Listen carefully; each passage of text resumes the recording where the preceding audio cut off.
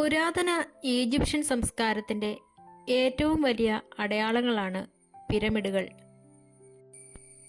BC 2700 ആരംഭിച്ച് ഏകദേശം 1000 വർഷത്തിലേറെ കാലം നീണ്ടുനിന്ന നിർമ്മാണ രീതിയാണിത്.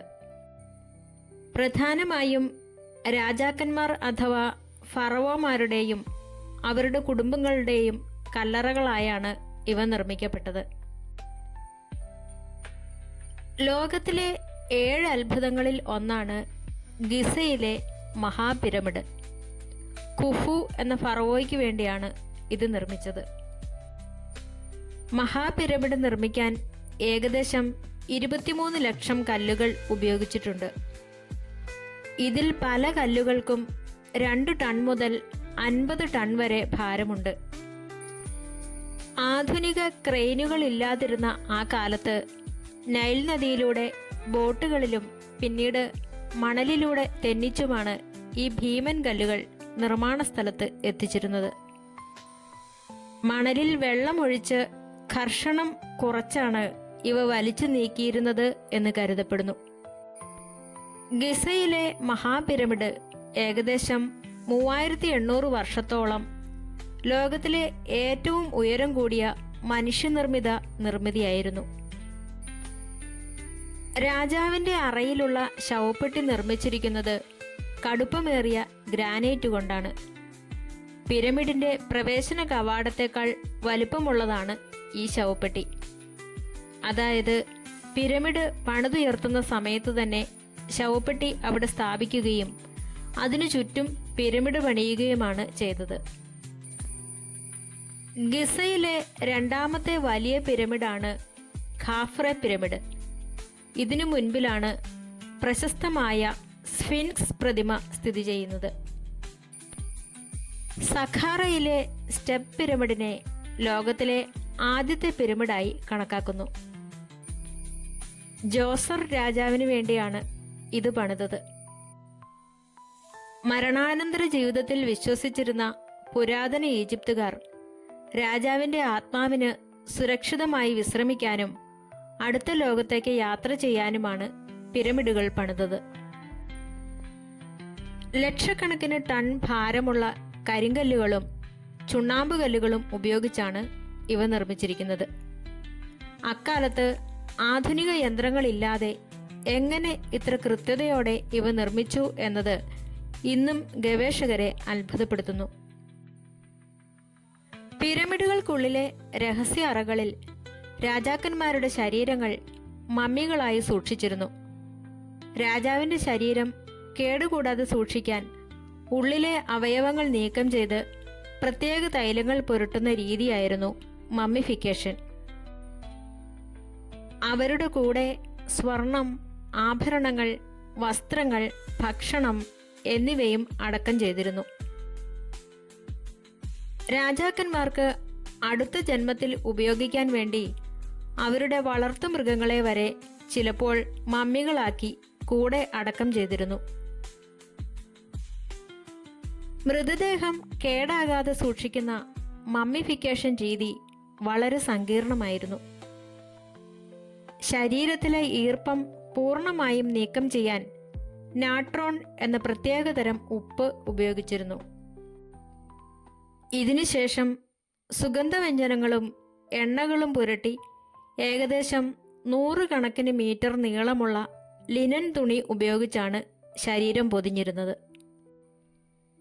ഈ പ്രക്രിയ പൂർത്തിയാക്കാൻ ഏകദേശം 70 ദിവസങ്ങൾ എടുക്കുമായിരുന്നു. ഏകദേശം 118-ലധികം പിരമിഡുകൾ ഈജിപ്തിൽ ഇതുവരെ കണ്ടെത്തിയിട്ടുണ്ട്. പിരമിഡുകളുടെ 4 വശങ്ങളും കൃത്യമായി വടക്ക്, തെക്ക്, കിഴക്ക്, പടിഞ്ഞാറ് ദിശകളിലേക്കാണ് ദർശിക്കുന്നത്. ഗിസയിലെ മഹാപിരമിഡിന്റെ അടിത്തറയുടെ 4 വശങ്ങളും തമ്മിലുള്ള വ്യത്യാസം വെറും 2 ഇഞ്ച് മാത്രമാണ്. 5000 വർഷങ്ങൾക്ക് മുൻപ് ഇത്രയും വലിയൊരു കെട്ടിടം ഇത്ര കൃത്യതയോടെ പണിതത് ഇന്നും ഒരു നിഗൂഢതയാണ്. മരുഭൂമിയിലെ കഠിനമായ ചൂടിലും പിരമിഡിനുള്ളിലെ താപനില എപ്പോഴും ഭൂമിയുടെ ശരാശരി താപനിലയായ 20 ഡിഗ്രി സെൽഷ്യസിൽ സ്ഥിരമായി നിൽക്കുന്നു. പിരമിഡുകൾ പണിതത് അടിമകളാണെന്നായിരുന്നു പണ്ട് കരുതിയിരുന്നത്. എന്നാൽ പുതിയ പഠനങ്ങൾ സൂചിപ്പിക്കുന്നത് ശമ്പളം വാങ്ങിയിരുന്ന നൈപുണ്യമുള്ള തൊഴിലാളികളാണ് ഇവ നിർമ്മിച്ചത് എന്നാണ്. സിംഹത്തിന്റെ ശരീരവും മനുഷ്യന്റെ തലയുമുള്ള ഭീമാകാരമായ പ്രതിമയാണ് സ്ഫിൻക്സ്. ഇത് പിരമിഡുകളുടെ കാവൽക്കാരനാണെന്നാണ് വിശ്വസിക്കപ്പെടുന്നത്. ഒരു വലിയ ഒറ്റക്കല്ലിലാണ് ഇത് കൊത്തിയെടുത്തിട്ടുള്ളത്. ഗിസയിലെ പിരമിഡുകൾക്ക് കാവൽ നിൽക്കുന്ന രീതിയിലാണ് സ്ഫിൻക്സ് സ്ഥിതി ചെയ്യുന്നത്. ഇത് നിർമ്മിച്ചിരിക്കുന്നത് ചെറിയ കല്ലുകൾ കൂട്ടിവെച്ചല്ല, മറിച്ച് അവിടെയുണ്ടായിരുന്ന ഒരു കൂറ്റൻ ഒറ്റപ്പാറയിൽ കൊത്തിയെടുത്തതാണ്. ഇതിന്റെ മൂക്ക് തകർക്കപ്പെട്ട നിലയിലാണ്. പണ്ട് യുദ്ധസമയത്ത് പീരങ്കി ഉണ്ടകളേറ്റാണ് ഇത് സംഭവിച്ചതെന്ന് ഒരു വിശ്വാസമുണ്ട്. ഗിസയിലെ 3 പ്രധാന പിരമിഡുകളും ആകാശത്തിലെ ഓറിയോൺ നക്ഷത്ര സമൂഹത്തിലെ 3 പ്രധാന നക്ഷത്രങ്ങളുടെ സ്ഥാനത്തിന് കൃത്യമായി നേരെയാണ് സ്ഥിതി ചെയ്യുന്നത്. ഇത് പുരാതന ഈജിപ്തുകാർക്ക് ജ്യോതിശാസ്ത്രത്തിലുള്ള അറിവ് വ്യക്തമാക്കുന്നു. പിരമിഡിലെ കല്ലുകൾ ഒട്ടിക്കാൻ ഉപയോഗിച്ചിരിക്കുന്ന ഒരുതരം പ്രത്യേക മിശ്രിതം ഇന്നും ശാസ്ത്രലോകത്തിന് പൂർണ്ണമായി വിശകലനം ചെയ്യാൻ കഴിഞ്ഞിട്ടില്ല. ഇത് കല്ലുകളേക്കാൾ ശക്തമാണെന്ന് പറയപ്പെടുന്നു. ഇന്ന് നമ്മൾ കാണുന്ന പിരമിഡുകൾ പരുക്കൻ കല്ലുകൾ നിറഞ്ഞതാണ്. എന്നാൽ നിർമ്മാണ സമയത്ത് ഇവ ഇങ്ങനെയല്ലായിരുന്നു. വളരെ മിനുസപ്പെടുത്തിയ വെളുത്ത ചുണ്ണാമ്പ് കല്ലുകൾ കൊണ്ടാണ് ഇവ പൊതിഞ്ഞിരുന്നത്. സൂര്യപ്രകാശം തട്ടുമ്പോൾ ഈ കല്ലുകൾ വജ്രം പോലെ തിളങ്ങുമായിരുന്നു. കാലക്രമേണ ഭൂമി കുലുക്കങ്ങൾ മൂലവും മറ്റും ഈ ആവരണം അടർന്നു പോവുകയായിരുന്നു. ഗിസയിലെ മഹാപിരമിഡിനുള്ളിൽ പ്രധാനമായും 3 അറകളാണ് ഉള്ളത്. രാജാവിന്റെ അറ എന്ന അറയ്ക്കുള്ളിൽ രാജാവിന്റെ ശവപ്പെട്ടി കാണാം. ഇത് ഗ്രാനൈറ്റ് കൊണ്ടാണ് നിർമ്മിച്ചിരിക്കുന്നത്. രാജ്ഞിയുടെ അറ എന്ന പേരിലുള്ള അറയിൽ പക്ഷേ രാജ്ഞിയെ അല്ല അടക്കം ചെയ്തതെന്ന് കരുതപ്പെടുന്നു. 3ാമത്തെ അറയായ ഭൂഗർഭ അറ പിരമിഡിന് താഴെ പാറയിൽ കൊത്തിയുണ്ടാക്കിയതാണ്. ഈ അറ പണി പൂർത്തിയാക്കാത്ത നിലയിലാണ്. മിക്കവാറും എല്ലാ പിരമിഡുകളും നൈൽ നദിയുടെ പടിഞ്ഞാറേ തീരത്താണ് നിർമ്മിച്ചിരിക്കുന്നത്. പുരാതന ഈജിപ്തുകാരുടെ വിശ്വാസപ്രകാരം സൂര്യൻ അസ്തമിക്കുന്ന പടിഞ്ഞാറ് ഭാഗം മരിച്ചവരുടെ ലോകമാണ്. അതുകൊണ്ടാണ് കല്ലറകൾ പടിഞ്ഞാറ് വശത്ത് പണിതത്. പിരമിഡിന്റെ അളവുകൾ പരിശോധിച്ചാൽ അത്ഭുതകരമായ ചില കാര്യങ്ങൾ കാണാം. പിരമിഡിന്റെ ഘടനയിൽ ഗോൾഡൻ റേഷ്യോ അടങ്ങിയിട്ടുണ്ടെന്ന് പല ഗണിതശാസ്ത്രജ്ഞരും വിശ്വസിക്കുന്നു.